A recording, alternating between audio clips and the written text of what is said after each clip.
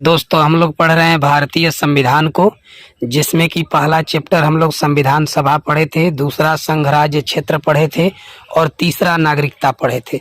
तीनों का प्लेलिस्ट बन चुका है, आप उन्हें भी देख सकते हैं। आज के वीडियो में हम लोग फंडामेंटल राइट्स यानी कि मौलिक अधिकारों के बारे में पढ़ेंगे। तो मौलिक अधिकारों का उल्लेख जो है वो संविधान के भाग 3 में किया गया है। अनुच्छेद कहाँ से कहाँ तक, 12 से लेके 35 तक मौलिक अधिकारों का उल्लेख किया गया है। और मूल अधिकार की विचारधारा कहाँ से ली गई है? अमेरिका के संविधान से ली गई है। और मूल अधिकार जरूरी क्यों है? तो व्यक्तित्व के विकास के लिए जो अधिकार आवश्यक होते हैं उन्हें ही हम क्या बोलते हैं? मूल अधिकार कहते हैं। जैसे शिक्षा, आवास, चिकित्सा, सुरक्षा, भोजन और रोजगार, ये 6 चीजें हैं जो व्यक्तित्व के विकास के लिए जरूरी होती हैं।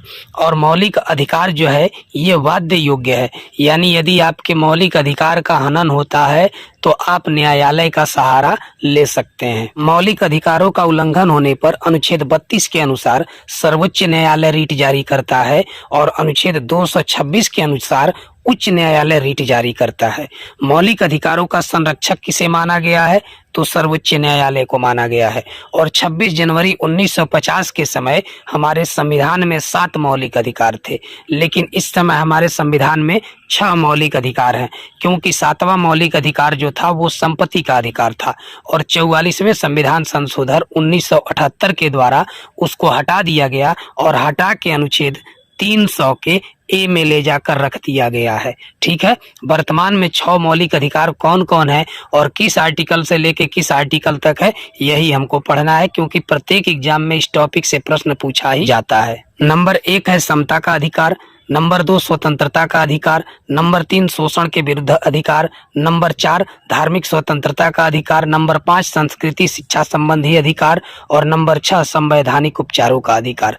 इसे ही यानी अनुच्छेद 32 को ही डॉक्टर भीमराव अंबेडकर ने संविधान की आत्मा कहा है। ठीक है, और समता का अधिकार का उल्लेख किस अनुच्छेद से किस अनुच्छेद तक है?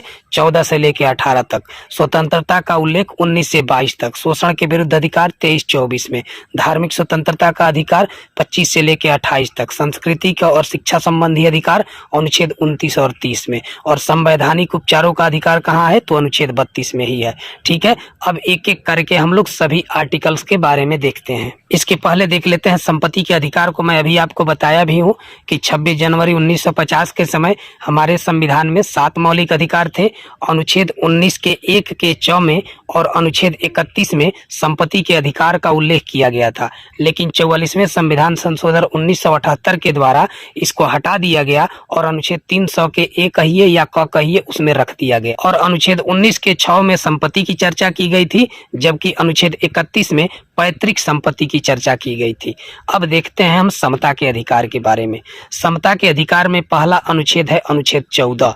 अनुच्छेद 14 क्या है? तो विधि के समक्ष समानता या विधियों के समान संरक्षण, अर्थात कानून की नजर में सभी लोग क्या है? बराबर होंगे। कानून अमीर गरीब और गरीबी के आधार पर भेदभाव नहीं करेगा, लेकिन प्रत्यक्ष रूप से ये कितना लागू होता है ये आप भी जानते होंगे। अनुच्छेद 15 में बताया गया है कि धर्म, मूल, जाति, लिंग, जन्म स्थान के आधार पर कोई भी भेदभाव नहीं किया जा सकता, लेकिन यह भी आज भी हमारे समाज से नहीं गया है। आज भी भेदभाव किया ही जाता है।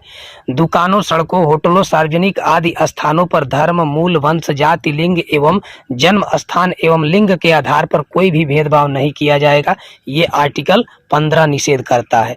आर्टिकल 16 में क्या है? लोक नियोजन में अवसर की समानता, सरकारी नौकरी में सबको समान अवसर मिलेगा, लेकिन अवसर देते समय राज्य योग्यता का क्या कर सकता है? निर्धारण कर सकता है। इसी के तहत आरक्षण भी मिलता है, आप जानते हैं। और अनुच्छेद 17 में क्या बताया गया है? अस्पृश्यता का अंत यानी छुआछूत के अंत के बारे में बताया गया है। अच्छा, अस्पृश्यता का निवारण कैसे किया जा सकता है? तो कुछ तरीके हैं। शिक्षा द्वारा यानी लोगों को शिक्षित करके इसका निवारण किया जा सकता है, और जन जागरण के द्वारा भी, सम्मेलन आयोजित करके भी बता के लोगों को कि इस भेदभाव उचित नहीं है मानव समाज के लिए। कानून बनाकर भी छुआछूत का अंत किया जा सकता है। अस्पृश्यता के संबंध में कानून बनाने की शक्ति किसके पास है? संसद के पास है। और संसद ने अस्पृश्यता निवारण अधिनियम कब लाया था? तो 1955 में लाया था। अनुच्छेद 18 में उपाधियों के अंत के बारे में बताया गया है। पुरस्कार उपाधि की श्रेणी में नहीं आता है, ये याद रखिएगा।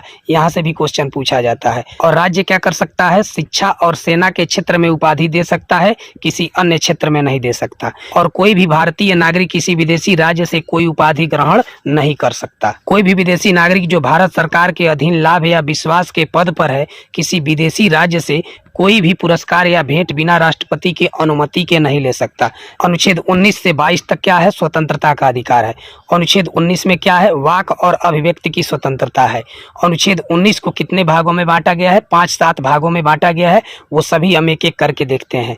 अनुच्छेद 19 के क में विचार और अभिव्यक्ति की स्वतंत्रता के बारे में बताया गया है, और प्रेस की स्वतंत्रता भी अनुच्छेद 19 के क में ही है। ये भी क्वेश्चन काफी बार पूछा गया है, हर एग्जाम में पूछ लिया जाता है। अच्छा, अनुच्छेद 19 हमें क्या देता है, अनुच्छेद 19 का क हमें बोलने की स्वतंत्रता देता है, विचार देने की स्वतंत्रता देता है, भाषण देने की स्वतंत्रता देता है, ध्वज फहराने की स्वतंत्रता देता है, और जानने की स्वतंत्रता यानी जो आरटीआई हम लोग लगाते हैं, तो आरटीआई की भी स्वतंत्रता अनुच्छेद 19 का क ही देता है। अनुच्छेद 19 के 1 के ख में क्या बताया गया है, शांतिपूर्वक सभा या सम्मेलन करने की स्वतंत्रता अनुच्छेद 19 के 1 के ख में है। 19 के 1 के ग में क्या है, संघ बनाने की स्वतंत्रता। घ में क्या है, भारत में भ्रमण करने की स्वतंत्रता। अंग में क्या है, कहीं पर बसने की स्वतंत्रता, यानी घर बना के किसी भी राज्य में आप रह सकते हैं। और अनुच्छेद 1 के 6 में कोई भी रोजगार करने की स्वतंत्रता। अनुच्छेद 20 में क्या बताया गया है, अपराधों के संबंध में दोष सिद्धि के लिए संरक्षण, यानी यदि आप किसी गलती के लिए आप दोषी पाए गए हैं, तो जब तक वो दोष सिद्ध नहीं किया जाता है, उस कंडीशन में जो भी आपको संरक्षण मिलते हैं वो अनुच्छेद 20 के अनुसार ही मिलते हैं। किसी भी व्यक्ति को तब तक दंडित नहीं किया जा सकता जब तक कि कानून का उल्लंघन न करे, और उस व्यक्ति को वही दंड दिया जाएगा जो उस कानून के उल्लंघन करने पर निर्धारित हो। यानी किसी को संविधान में संशोधन करके किसी को दंड नहीं दिया जा सकता। अपराध करने के टाइम पर जो भी कानून बना है उसी कानून के तहत उस व्यक्ति को दंड दिया जाएगा। और कानून का एक बार उल्लंघन करने पर एक ही बार दंड दिया जा सकता है, एक से अधिक बार दंड नहीं दिया जा सकता है। दोस्तों चलिए, इसके आगे का जो भी पार्ट है हम लोग अगले वीडियो में देख लेंगे, क्योंकि वीडियो लंबी हो जाएगी तो मोबाइल से ही अपलोड करना है और अपलोड होने में ज़्यादा टाइम लेने लगेगा। तो देखिए आगे जो भी बचे हैं आर्टिकल, अनुच्छेद 21 बचा है, 21 से लेके 32 तक देखना है, ये सब हम लोग देख लेंगे। और इसका PDF जो है आपको टेलीग्राम चैनल पे मिल जाएगा। चलिए मिलते हैं किसी नेक्स्ट वीडियो।